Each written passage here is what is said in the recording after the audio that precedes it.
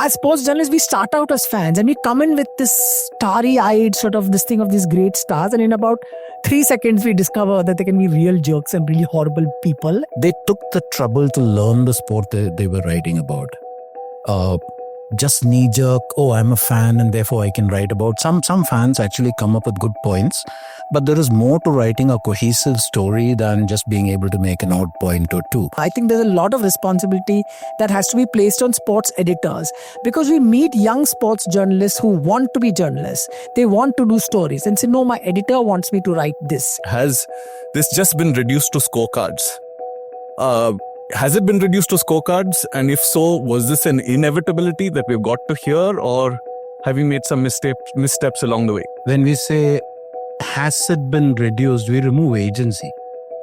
I think it's more accurate to say we have reduced it too. Because there is social media and there is you talking to your fans, you don't need journalists anymore. Never mind a magazine writer, you don't even need a television journalist, to be very honest. The supplier of the information, it could be a PR agency, it could be an IPL team, someone else telling you what to write. So what does that change in position do for the person who is writing? If you're a halfway decent reporter, you do not take dictation.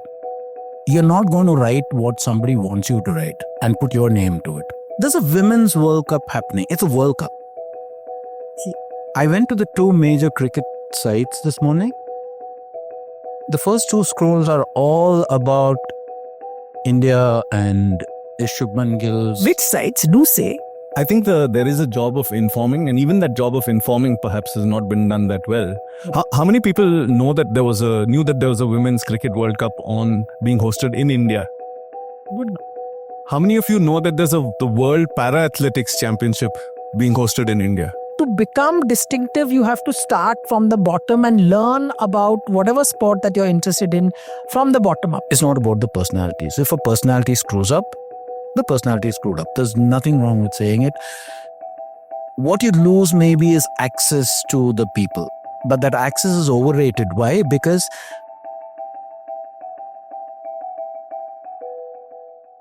hello everyone. I'm Nandini Chandrasekhar from the News Minute. Welcome everyone to the second day of Media Rumble.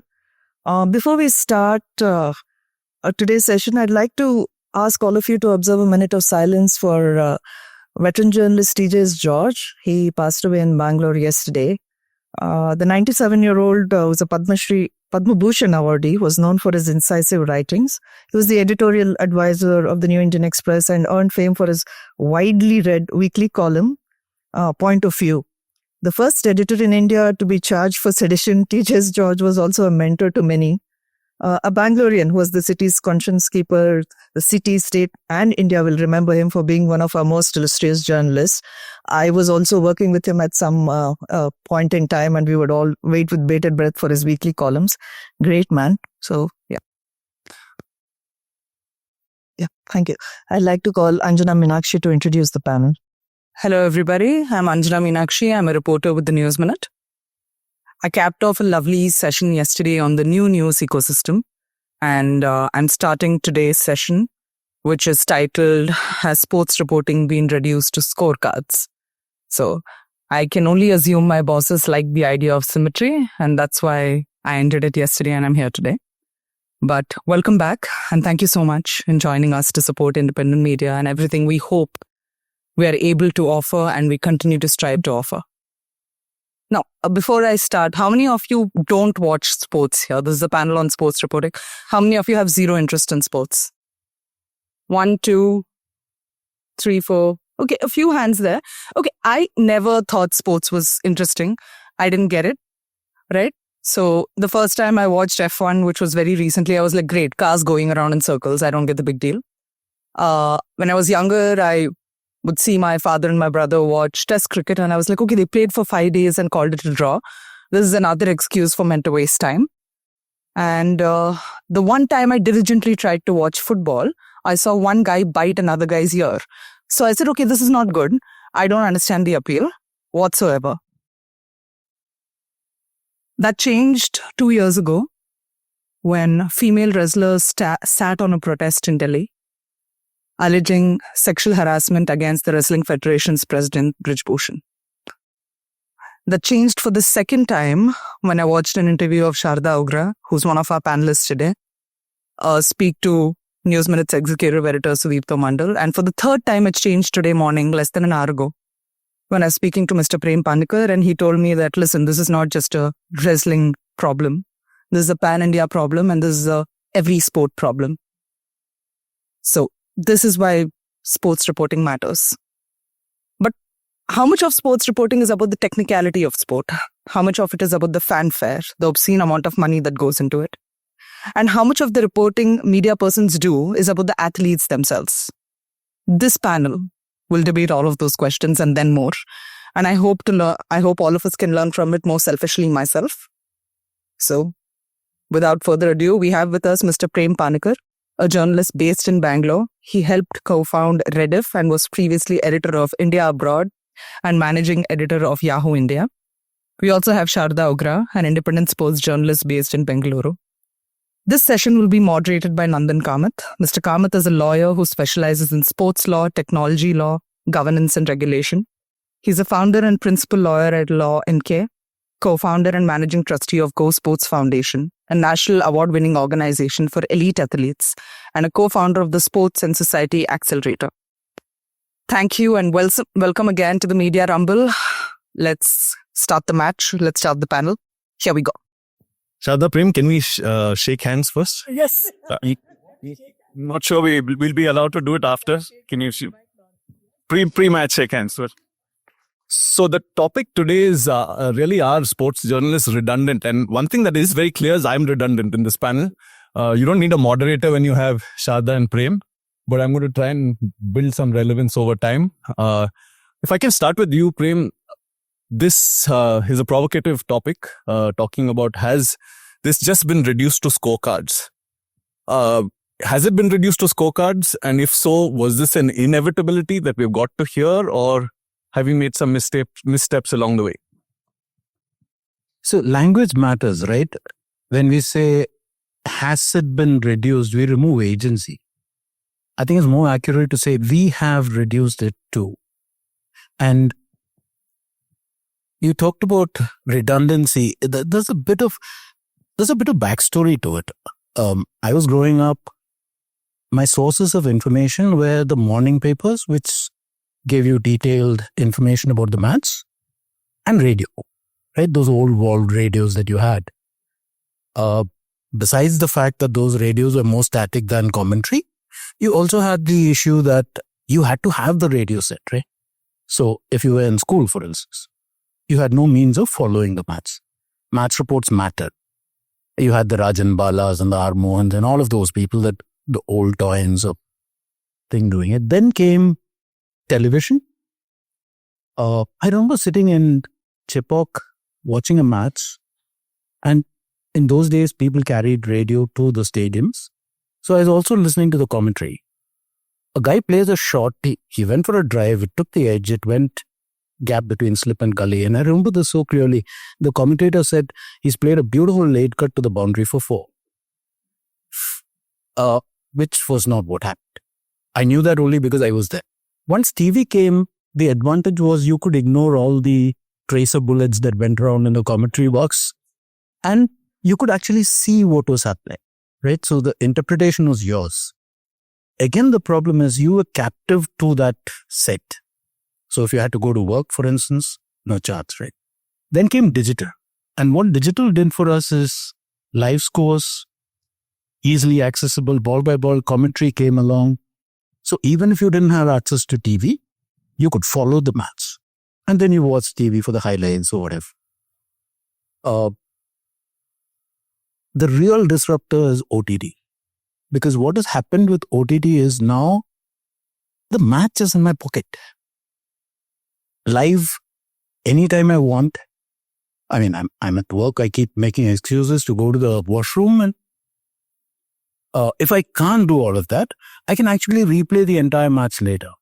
I can, through a combination of the scorecard, the ball-by-ball commentary, the highlights, etc., I have a very good idea of what is happening.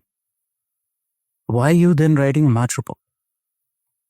What is that match report? I'm not saying that the match report is redundant. I'm saying the match report in its current form is redundant. And I don't know how you will argue a case against that. I'll give you an example. Shall I do that? Okay, I'll give you an example then. Here's a match report, and I'd like the audience to tell me if it works for them, yeah? Let's see. So this is England played South Africa yesterday. England played South Africa yesterday in the Women's World Cup, and there's a report. The message was loud and clear on England's day one of the 2025 Women's World Cup. England aren't here to warm up, they're here to dominate. In just 20.4 overs, South Africa's innings collapsed to 69 before England's openers strolled to 73 without loss in 14.1 overs. A 10-wicket win, but more than that, a statement of intent. Act 1, the collapse. England's captain Natseva Brunt won the toss and invited South Africa to bat, and the gamble paid off almost immediately. Left-arm spinner Lindsay Smith in her first World Cup 50-over match tore through the top order, claiming 3 for 7 in just 4 overs. She dismissed both Laura Woolward and Tasman Brits early, sending South Africa into disarray. And it goes on and on. I'd like to read the whole thing. Do you think it makes sense? Show of hands. Does it seem like a match report? Does it work? Pardon me? Uh-huh. Who's the author? So what I did was, I didn't see the match. I haven't seen the highlights. I took the scoreboard, I plugged it into ChatGPT and said, please write a match report for me with some color and some context.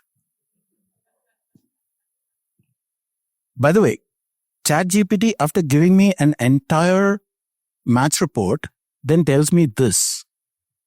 If you're talking of reinvented coverage, this report should come with a graphic showing how run rate decayed over the innings, overs versus cumulative runs, an audio bit where Smith reflects on her first ball strikes and Jafta on being the lone resistance, a sidebar connecting this collapse to past South African batting woes under pressure, a forward look at how England's confidence today might shape their clash with India and how South Africa might need to reset before their next match. These are suggestions from ChatGPT, which are the kind of suggestions I would expect my editor to give me, except that editors these days don't have the time for all this. My point is, the match report is becoming redundant in multiple ways. One, you don't need one because you have access to the entire match on your smart device. Two, here you go. AI is at some point going to eat this particular lunch. And it'll be sooner, not later. Thank you for that, Prem. We were talking outside and Prem said a little bit intimidated. It's like batting with Tendulkar. You just have to toss the ball and he's going to entertain the audience. And here we have Sharda. Sharda, you've promised many juicy tidbits and some memorable quotes. You want to start with any of them? Okay. No, I won't start with the memorable quote. It'll be right at the end so that nobody leaves. Hello, thank you for being here. Now, what Prem is talking about is sort of the change that sports journalism and sports journalists and reporters are feeling now today. This book that I'm reading from is called An Accidental Sports Writer by a US sports writer, Robert Lipsyte. Legendary guy, hung out with Muhammad Ali, and great stories he has to tell. He's talking about the time that television and the internet has come into the United States and what it is doing to sports journalism. And he's got he told a story about what happened when the Tiger Woods scandal broke, and he called the sports journalists. This chapter is entitled The Lodge Brothers. So he calls them like the Freemasonry. Lodge Brothers is all these male sports reporters that were there. And then he's describing what he sees as a situation that he's witnessed through his career. As the economic and social gap between the hack and the jock widened, as the financial value of sports grew, as newspaper writers became obsolete, as the brokers between the fans and the athletes, TV freed fans from needing print journalists to present them to the public, and most sports journalists, my so-and-so partner, Brian Curtis, has called sports casting a halfway house for half-wits. He said most sports journalists were thrilled to be part of the show on the industry's terms. And he refers to them as this Tiger Woods guys. All the golf writers are very quiet. They didn't know what to do when this whole scandal broke. And he calls them a crew of house pets. He said, what a crew of house pets. So I think every sports journalist who is doing the job that they're doing, every sports editor, I think there's a lot of responsibility that has to be placed on sports editors, because we meet young sports journalists who want to be journalists. They want to do stories and say, no, my editor wants me to write this. I read a story written a couple of days ago, which was a tweet it's become a story about a tweet and the responses to that tweet from other people tweeting. So that's what editors are doing. That's what sports editors are telling them, please do this. These are these great news agencies that there are. So this is the trap that we find ourselves in at this moment, and sports journalism find itself in. There's not going to be truth coming from the halfway house of half-wits. Which is, I'm never going to forget that ever, that expression now. But you are in this, you have become part, as he says in his book, part of the celebrity and the entertainment industry. So you're not the sports industry anymore, and what sports used to stand for. That hasn't changed, but you have changed, everyone else has changed around it. And that brings me to the question of your career. Early in your career, you're working with young athletes who are craving for your attention and craving for you to write about them. And then as they grow, they're asking for privacy, leave me alone, don't write about me. Yeah. Can you take us through that journey through your lens of having written on young athletes, senior athletes? You've done some incredible stories, even when you were very young, with very senior people like Imran Khan and others. Yeah. So that was technology has changed so much. And technology, the internet, social media has completely rewritten sort of the rules of the game. And to me, it's this whole thing of the gap between the gap in social status and financial wealth between the journalist and the athlete. That has also begun to be seen as something. You see it now when you're looking at this. There's stories that are told about the Indian women's cricket team when after 2017 they became hugely successful because they had this great breakout tournament at the World Cup, and then all these reporters are saying, these girls, these women, they used to talk to us. Now they want money for appearance. They will not give us.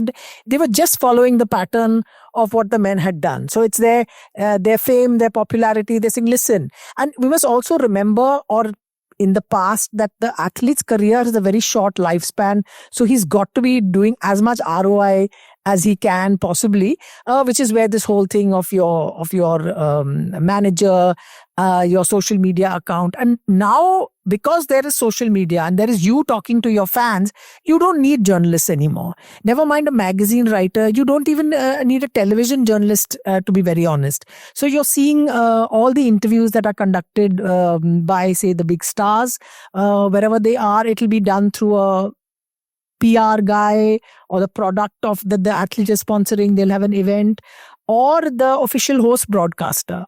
And there's no one else that is able to get that interview. And even if you get an interview, then you end up realizing how mundane and anodyne a lot of them sound, because that's what they're being told. So in my case, the best sort of equation that I had with people was from an earlier era, sort of pre-social media in that sense, pre-social media, pre-IPL. They were in the IPL, they didn't find their way through it very convincingly. A lot of our younger athletes outside of cricket now are also in that entire sort of ecosystem of earning and celebrity status and social media, but they're much simpler to handle, much easier to handle as journalists, because they are not the cricketers. And every country has a sport or two sports, which is this big behemoth, and that takes everyone's attention and everyone wants to know about them. And the ones from the smaller sports are much better. You can engage them in a much more meaningful and an authentic manner. Wonderful. And Prem, coming back to you, what you talk of is a disintermediation. You've essentially removed the sports journalist from the relationship between athlete and fan. But Sharda also talks about a re-intermediation, which is the supplier of the information. It could be a PR agency, it could be an IPL team, someone else telling you what to write. So what does that change in position do for the person who is writing, originally writing perhaps as a representative of the fan, possibly being a fan to start with, but now being almost filtered information and a limited universe which they are being asked to write about? I think the first thing it's done is it's moved a lot of people who used to set the standards out of the field. So if you think of a particular period, for instance, in Cricinfo, and people who followed Cricinfo for some years will remember the time I'm talking about.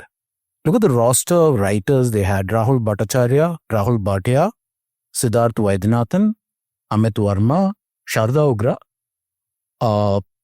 and several others. Excellent writers. Sambit Bal, who was writing a lot more at that time.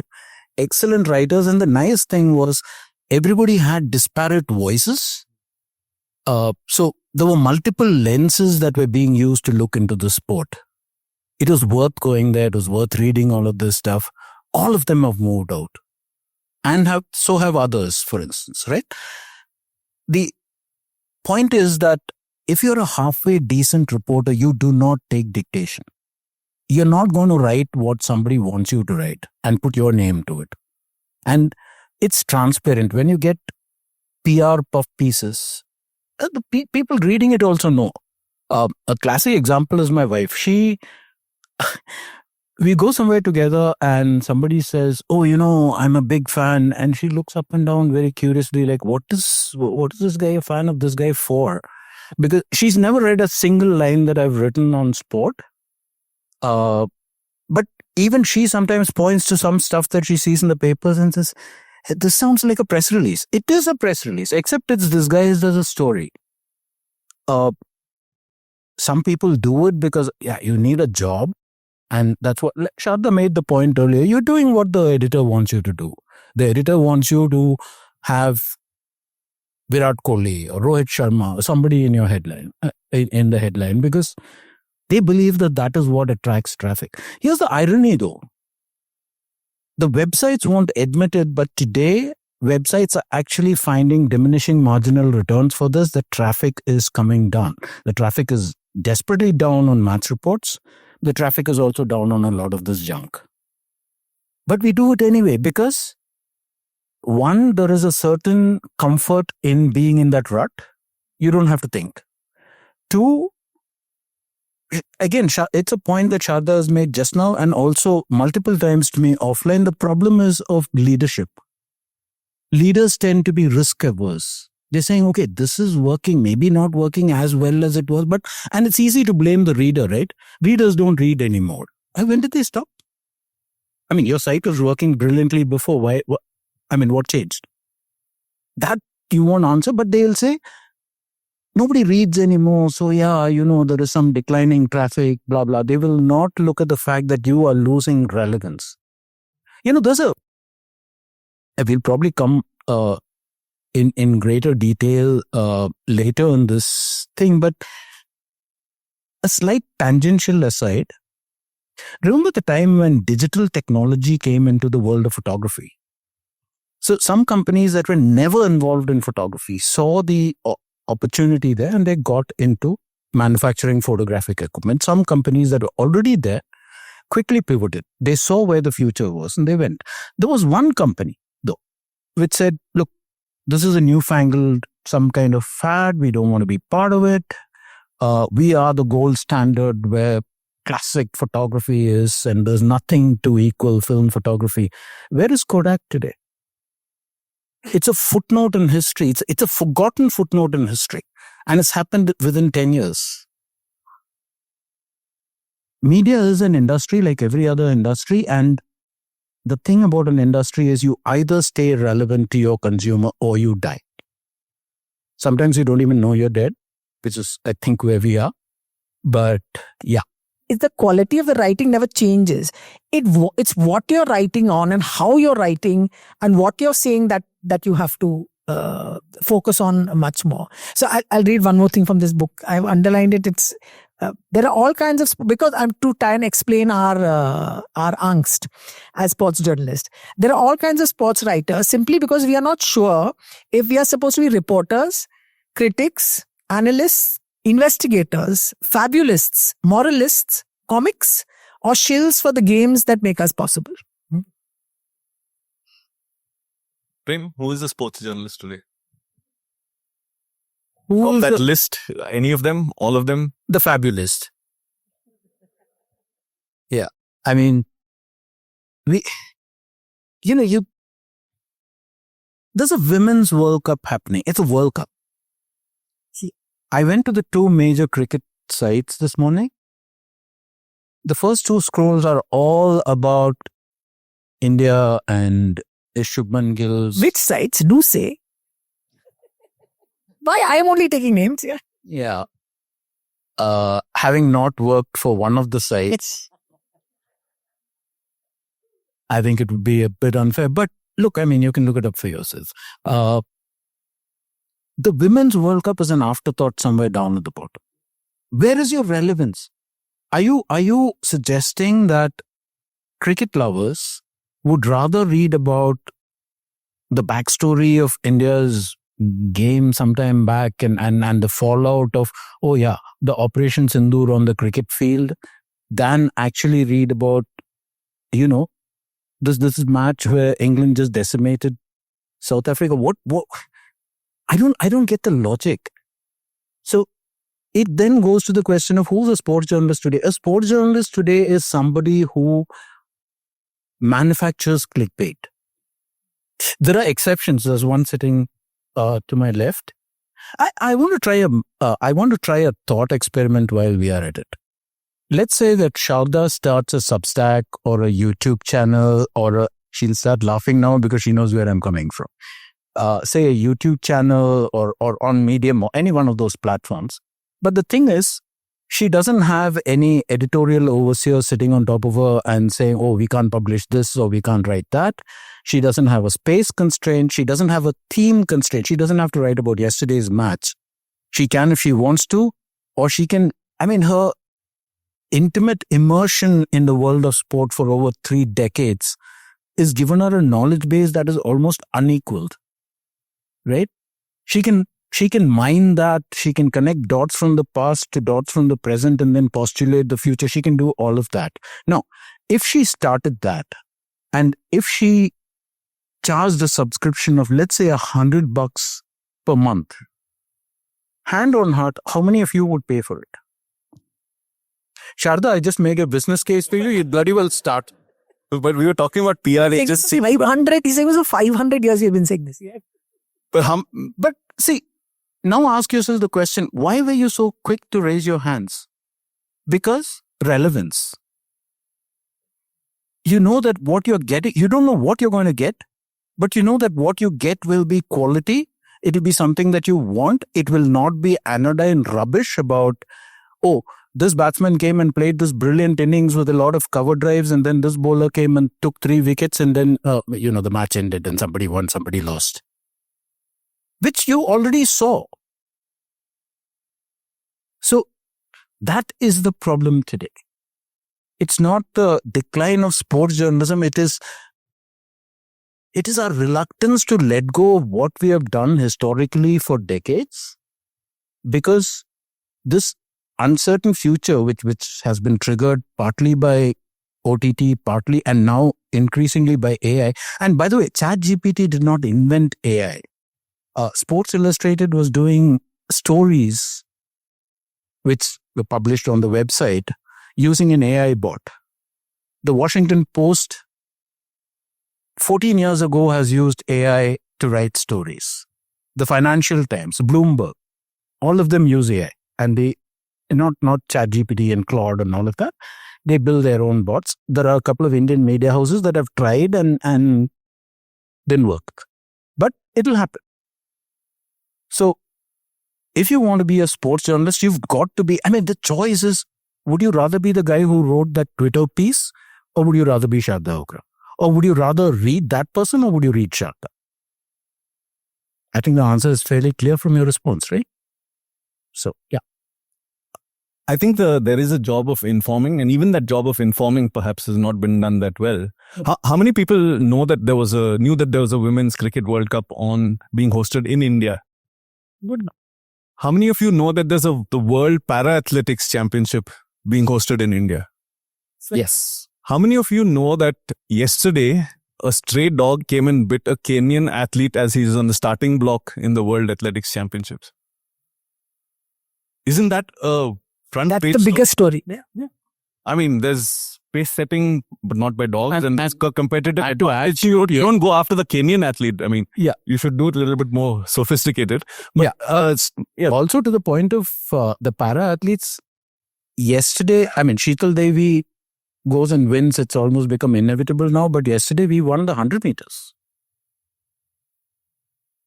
I mean, Sharda, along those lines, a young person comes to you and says, I want to sort of emulate you.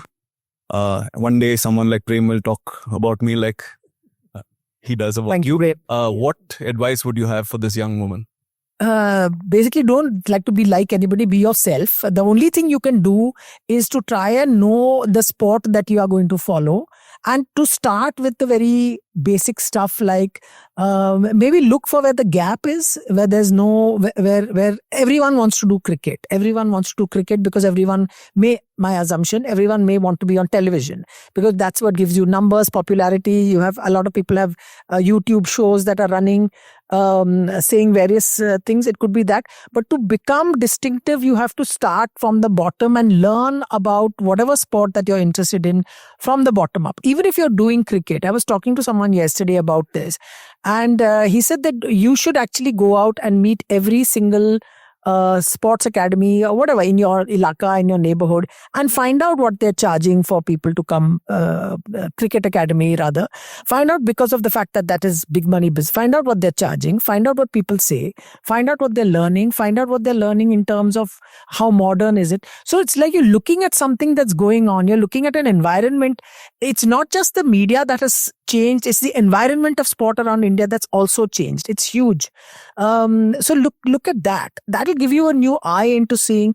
But then you tell them, okay, you go to an organization where they tell you make a article from a Twitter feed and get responses for that. I mean, there is the IT cell head of a particular organization also is posting on cricket or whatever. So the problem there, I think there's a big bottleneck or like a logjam of the people at the top who are running this. They have just got into this whole clickbait, you're saying, supplier, content creator for clickbait. And that's where the problem is. It's not that there's no talent in the country when it comes to writing, watching sports, following sports. That's where the problem is with the leaders that there are. It's like the IPL slogan is where talent meets opportunity. So in Indian sport, the example is that there's a lot of talent in a lot of Olympic sports, which GoSports has tried to counter and respond to. So there is a lot of talent, but there is no opportunity. It's similar in journalism, that we won't give opportunities to young journalists, even if they want to follow sports journalism in the best way, because like he's saying, a lot of the people have left the mainstream. So in 2011, this is a sort of story. I won't take names because I mean that is a famous person who's a nice guy, so never mind. So he said, we are having a conversation around the table in a Cricinfo office, and he said, I don't belong to the mainstream media. Like it was some ganda, some dirty thing. And I was saying, I was quite proud to belong to the mainstream media at the time because of whatever. It was doing things, it was saying, this is cricket media, how serious can it be? So, and now you look at it and you're saying that guy and everybody else is now part of the mainstream and we are not. We have been sort of edged out or whatever. So, for whatever reasons, not any evil willfulness or whatever, it's just a fact. And a lot of people lost their jobs with full evil willfulness, not me. Yeah, sure. So there, your journey, Sharda, if I followed your stories, you wrote a lot of cricket, but while you were writing cricket, you were also writing about swimmers, gymnasts and others. But over recent years, you found a new freedom to move from what you term mainstream to margins. You're writing about football in the Northeast, Kashmir, you've gone to Andaman and Nicobar. So in some sense, what is the learnings from that for the next generation of journalists, the arc that you have traveled?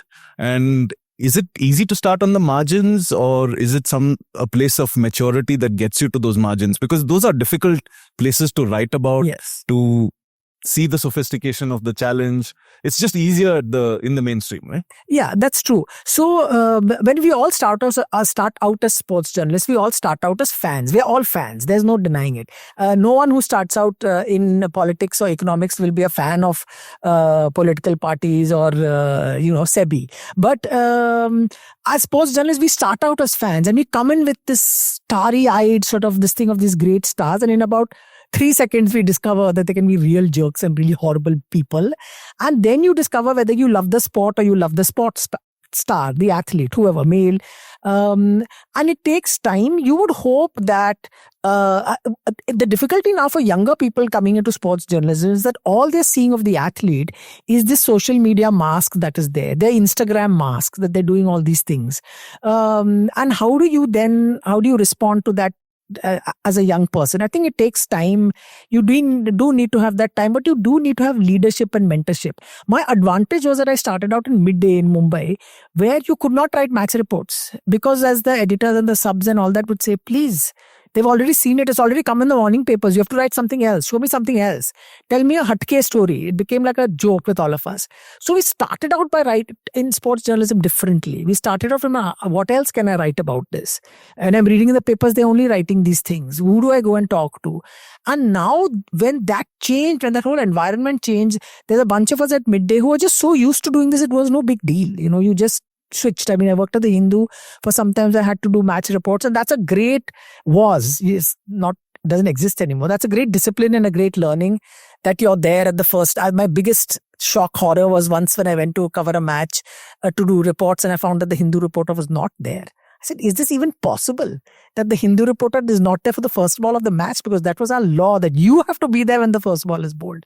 So, but now that whole industry itself has changed. You can start out from you don't have to do that painstaking route. The machine is going to do it for you. You go to a match and see and look at it differently. So that's an advantage of sorts. About the margins, you would hope that young people that are there, they can see sport for more than this big industry, money-making enterprise that it's become in so many ways. And 10 minutes remaining. So, but I will tell my quote. You hope that they can see the industry for beyond that big industry that we've become, which is seen as a sign of success and achievement and so on, and see the other things, because eventually why are fans are angry that the Indian team did not shake hands, because they are, and an editor asked one of my friends in the business that why is it that only you sports journalists are upset that they didn't shake hands? And, we were like literally abusing on the phone when he said, because you don't understand what sport is. So when you come in as a fan, I just hope that younger people will come in with a wider view of the world than I did when I had when I first started working. Thanks, Sharda. Before we open it up to the audience, one question for you, and then you have your Moneyball quote, I think. Prem, they talk about this notion of you need 1,000 true fans.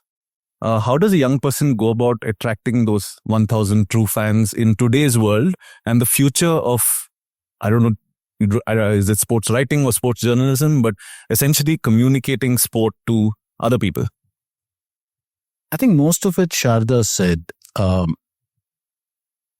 If you want people to read you, you need to develop your voice. That voice comes from understanding. Spend the time. I mean, guys like Sharda, some of the people I worked with, because she brought up midday, Hemal Asher, for instance, Prajwal Hegde, they took the trouble to learn the sport they were writing about. Just knee-jerk, I'm a fan and therefore I can write about. Some fans actually come up with good points, but there is more to writing a cohesive story than just being able to make an odd point or two. Learn the mechanics of the sport that you're playing. Forget about the personalities. Learn how to, for instance, one of the big issues is in sport journalism and in journalism per se, this false notion of patriotism, jingoism, etc. You hear it in the commentary box, for instance. If India is playing, everything is wonderful. I mean, halfway house of half-wits. Halfway house of half-wits, yes. I don't think Sharda is ever going to let anyone forget that quote. But that said, you need basically to start developing your voice. Don't worry about the numbers. If you're true to what you're doing, if you go the clickbait route, you just become one of the thousands of people who are going down that route. You either do that or you chart a course for yourself. Why Sharda still followed? Why do so many hands go up when I ask whether people will pay to read her? Because she does not follow the trend. She writes about what she wants to write about. She is true to her thoughts. Sharda's, some of her, I mean, when there are pieces that she sends me the links and I read it and I'm like, how does she get away with saying the thing she does? Because, it's no holds barred. You have to be true to the profession. And in this profession, it's sports journalism. It's not about the personalities. If a personality screws up, the personality is screwed up. There's nothing wrong with saying it. What you lose maybe is access to the people. But that access is overrated. Why? Because today's sports stars are basically hedged around by media managers, brand managers. If you ask a top cricketer for an interview, the first question, which comes not from the cricketer but from his management team, is which media house is this for? What will the placement be? How many images? Is it going to be a cover story? Is it going to be a cover story if it is a print or a newspaper thing or whatever? After all this, after you jump through all these hoops, send me your questions. Then you get something back saying, okay, you can't ask this question, but you can ask this, and they tell you the questions to ask. I might as well send a monkey with a freaking tape recorder. Don't do that. And build your fan base slowly. I mean, don't, the minute you write something, the next thing you do, how many people have clicked on it? Forget it. It'll happen in time. And one more thing I think important in this is that we are talking a lot about writing. There is sports journalism that can be done through video, through social media content in a meaningful and a good way. And there are some young people that are doing it.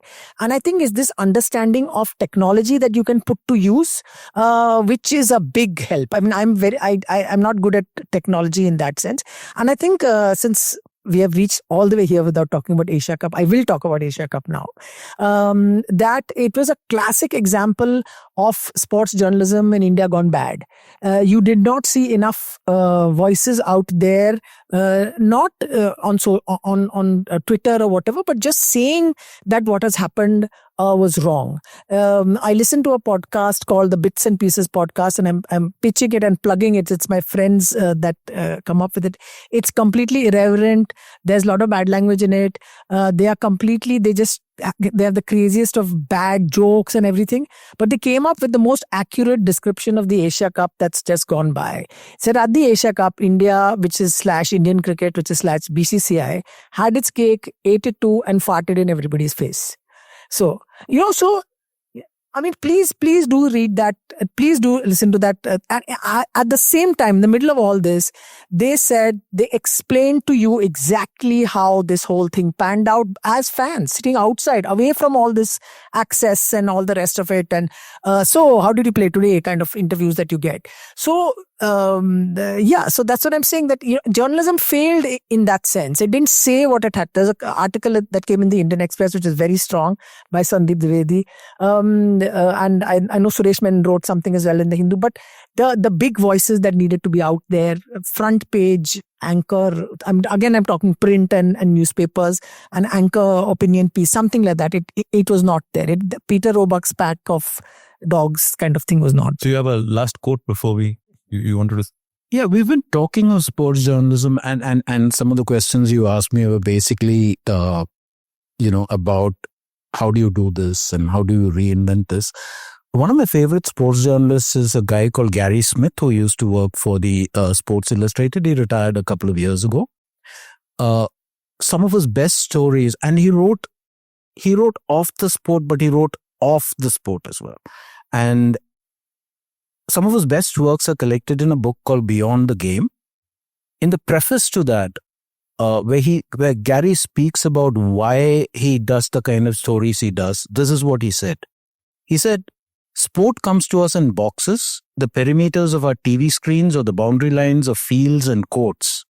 as much as I enjoy what goes on inside those boxes, I've always had the urge to bust out of them. I've always had the feeling that the most compelling and significant story was the one occurring beyond the game, before it, after it, above it, or under it, deep in the furnace of the sporting psyche. I think if you're starting out as a journalist and you need some kind of, daily reminder of what it is you're trying to do, print this out, stick it where you can see it first thing as you sit at the desk. It's the Bible for sports writing. Thank you, Prem. A couple of questions from the audience. Anyone have the hand up? One there. 2 questions, yeah. Sorry. I second your opinion on the Bits and Pieces podcast. The recent episode was fantastic. A quick question about data analysis. At your stage in your career, do you feel compelled to really analyze data like the way Jared Kibber or Karthikeya did? No, not at all. I mean, when I need data, I'll ask somebody who knows data and I'll say, explain this to me, and they'll tell me. I don't feel the need to go down data, but I understand its value and I understand how important it is in the sport, and I have full props to data guys. And I think, Prem, you have a perspective on the future of data and journalism, right? Yeah, I think that, we did talk about how the standard maths report has become irrelevant. So what do you replace it with? It would be, you start asking yourself, what is it that the reader does not have access to? For example, there is this outfit in Chennai called Kadamba. For every match, they send you 130 pages of data. I'm not kidding. I once printed the damn thing out and the printer caught fire. And this is comprehensive. It starts with team data, it starts ground data, every single player, every match he's played, everything is there, right?